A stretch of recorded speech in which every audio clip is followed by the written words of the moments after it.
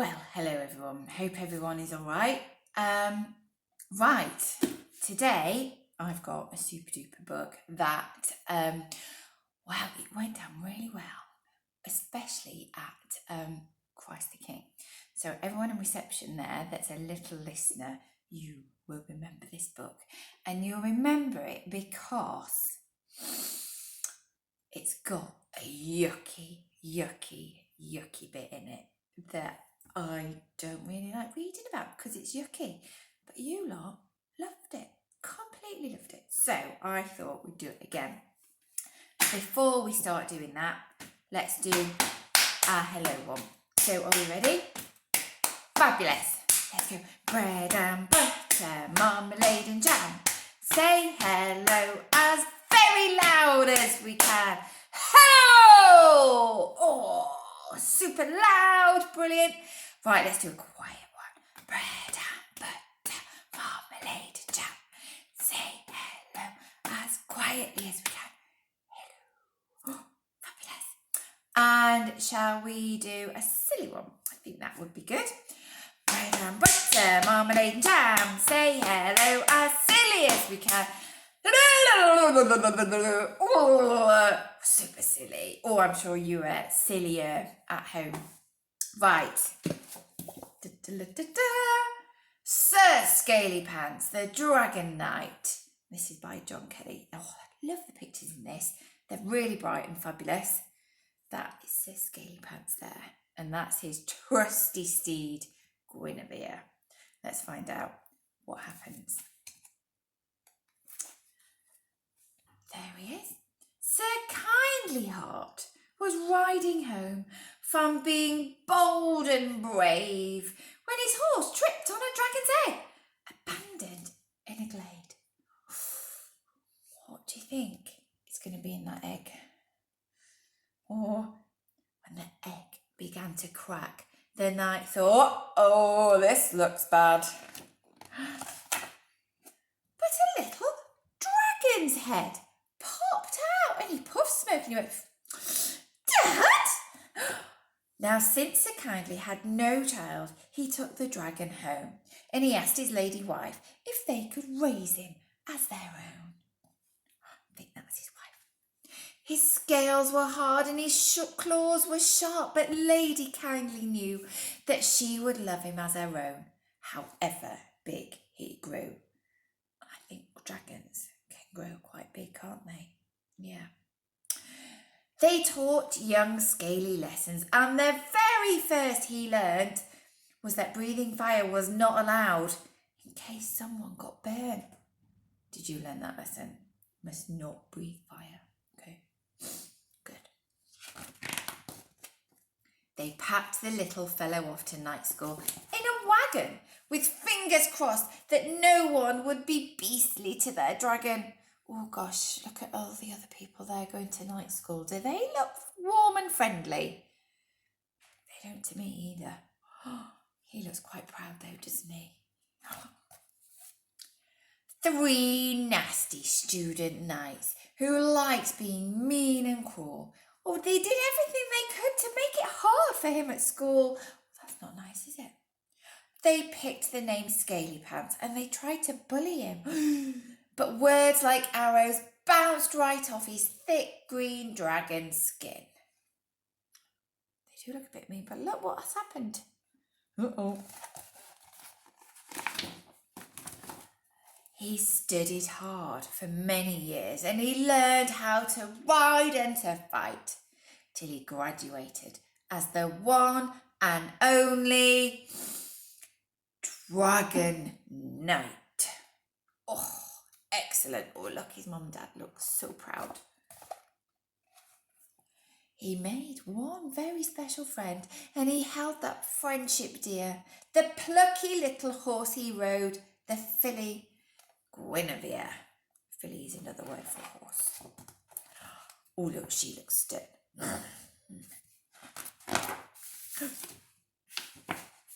Are we ready for this? Dun, dun, dun. One day, a ghastly giant chanced upon the peaceful land. He stomped through town and he knocked buildings down and he grabbed cows in either hand. Oh, he stuffed his pockets full of geese and he drained barrels dry of beer. And he ate anyone who crossed his path. And he burped. Oh, I like it here. Oh, what do you think she's feeling? Yep, I'd be the same. She's going, get me out of here. Oh. He looks very fierce, doesn't he? Oh. The people cried, oh, help us, please. And they ran to beg the king. Oh, your majesty, oh, please send a knight to save us from this thing. The king said, all you knights must go. Consider it a test. The knight who beats the giant, I will proclaim to be the best. The nasty knights raced on ahead, each on a mighty steed, with Scaly trailing far behind at a somewhat slower speed. Oh dear luck. Who's going to get the knight? I'm afraid I can't go any further because I've just come to the horrible nasty bit. Oh, it's so nasty. I don't think I can do it. Shall I? Okay. Everybody, prepare yourselves. Grown-ups, proper prepare yourselves, okay? Are we ready? When he arrived, the nasty knights were tied tight to a tree. They stopped their blubbing and they cried out, oh, Scaly, set us free! They begged him, don't forsake us. We've always been your friends. Please don't leave your pals to such a ghastly, gruesome end. The giant stomped towards him. His breath was rank and rotten. His red beard filled with bits of food from dinners long forgotten. Ooh. He belt down, and he belched. And he picked a pound of bogey from his nose. Oh, and he flicked it at Scaly, scoffing. You're the hero, I suppose. Oh, that is so grim. I'm so sorry, everyone. I'm so sorry. He grabbed poor Scaly's bony leg with a giant hairy limb. He took a sniff. He licked his lips. And he promptly... He did. He swallowed him! Oh! But Gwynny ran to save him, and between the giant's feet she grabbed the sword that Scaly dropped, and she grabbed it with her teeth. She jabbed the giant in his toe. He jumped, and he gave a shout. And his slimy mouth gaped open wide, and Scaly plopped right out. For you. I think he needs a shower though. Oh my word. As Scaly he grabbed a rope. And what a stroke of luck. It was the one that held the giant stinky trousers up. Like a circus tent collapsing, his trousers hit the floor. And with a blush, he pulled them up and he shouted, this means war! Oh, I think he's absolutely super furious now. He chased them to the edge of town and they nearly got away. But when Scaly yelled, go faster, Gwyn! She fell and she panted, oh no! I think she was too tired.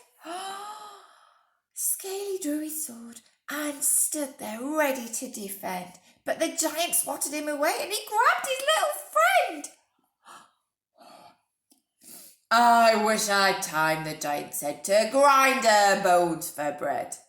But the chasers left me peckish, and it's time that I was fed. His mouth was gaping wide and dark. This is it, thought Gwynny. She put her head between her hooves. She gave a little whinny. She's preparing herself. I'm worried. Wasn't expecting this.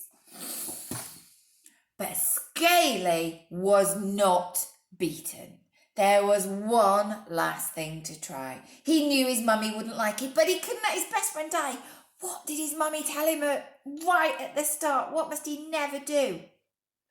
Yeah, he drew the deepest breath he could and carefully took aim. Then blasted out a never-ending stream of dragon flame. Dun, dun, dun. What has he got?